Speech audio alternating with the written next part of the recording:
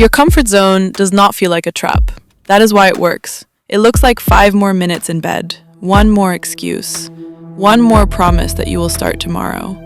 And because nothing terrible happens today, you assume nothing is being lost. But something is. Every time you choose what is familiar over what matters, your world becomes slightly smaller. The observer learned this quietly. Every morning, his alarm rang before sunrise. Every morning, he reached for it before his eyes fully opened. And every morning, he pressed snooze.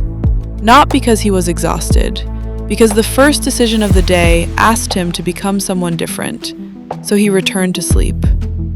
At work, the same pattern followed him. When a message appeared asking for someone to lead a small presentation, he opened it. His fingers moved toward the reply box. For a moment, he imagined saying yes. Then he pictured the room, the questions, the possibility of forgetting his words. He typed, "Maybe next time." A colleague volunteered instead. The meeting came. The observer sat near the back while that colleague stood at the front, nervous but prepared. The presentation was not perfect. There were pauses. A slide failed to load. One answer came out awkwardly. But when it ended, people applauded. The observer applauded too. And that was the moment he understood something uncomfortable. He was not jealous of the applause. He was jealous of the courage it required to earn it. Comfort had protected him from embarrassment. It had also protected him from growth. That is how the trap works. It rarely ruins your life in one dramatic moment. It removes your life in small, reasonable pieces. The call you do not return. The application you never send.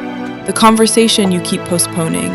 The first imperfect attempt you refuse to make. Nothing breaks. Nothing changes either. Days become routines. Routines become years. And eventually, the life you once imagined begins to feel unrealistic. Not because it was impossible, but because you stopped moving toward it. That evening, the observer opened an old notebook. On the first page, he had written a list of things he wanted to begin. Learn to speak with confidence. Build something of his own. Wake before sunrise. Stop waiting until he felt ready. The date at the top of the page was 1 year old. Most of the pages after it were blank. He did not tear the notebook. He did not make a dramatic promise. He simply placed it beside his alarm. The next morning, the alarm rang. His hand moved toward the snooze button. Then it stopped. He sat on the edge of the bed, tired and uncertain. For several seconds, nothing happened. Then he stood up. That was all. No music swelled. No one applauded. His life did not transform before breakfast, but the pattern had been interrupted. Later that day, another message appeared. Who can lead next week's presentation? His pulse quickened. He typed, "I can."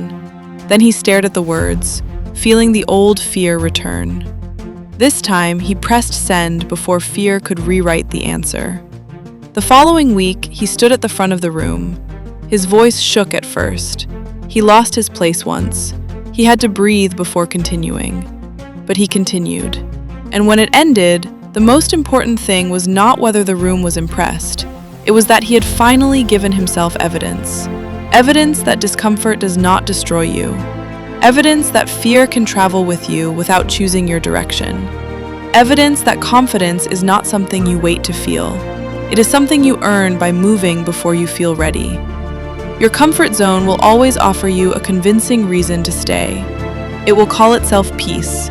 It will call itself patience. It will call itself the right time. But real peace does not make your world smaller, and the right time rarely arrives before the first uncomfortable step. So do not ask whether you feel ready. Ask what your comfort is costing you. Then make one small choice your old self would avoid. Not because discomfort guarantees success, because a life without discomfort guarantees repetition. And repetition, left unchallenged, slowly erases the person you could have become.